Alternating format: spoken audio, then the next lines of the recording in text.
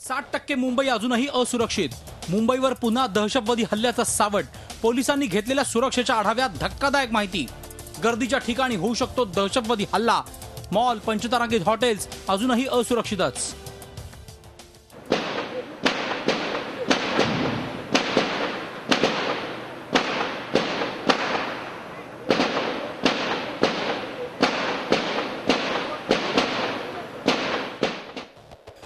November 2008 ते 28 November 2008 या दिवसातले 59 तास मुंबईकर कधीच विसरणार नाही.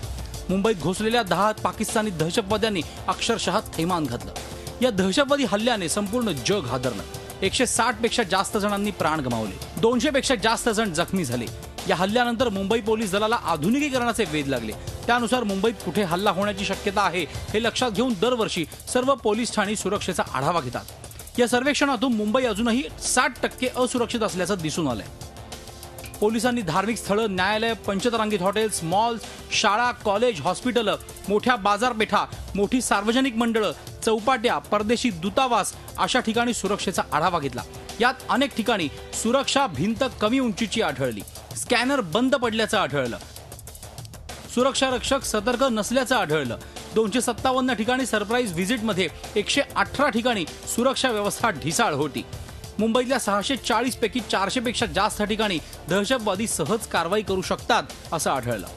नियमितपणे एक सिक्युरिटी ऑडिट आमचं केलं जातं आणि त्या सिक्युरिटी ऑडिटमध्ये ज्या काही कमतरता आढळतात त्या संदर्भातल्या उपाययोजना करण्याबद्दलच्या सूचना संबंधितांना दिल्या जातात आणि ही एक नियमित चालणारी प्रक्रिया आहे. यामध्ये पंचतारांकित काही हॉटेल्स आहेत, काही धार्मिक संस्था आहेत, काही मंदिरं आहेत आणि काही परदेशी आस्थापना आहेत. याला आळा बसावा म्हणून मुंबई पोलिसांनी शाळा, कॉलेज, मॉल सारख्या ठिकाणी संभाषणं आयोजित केली.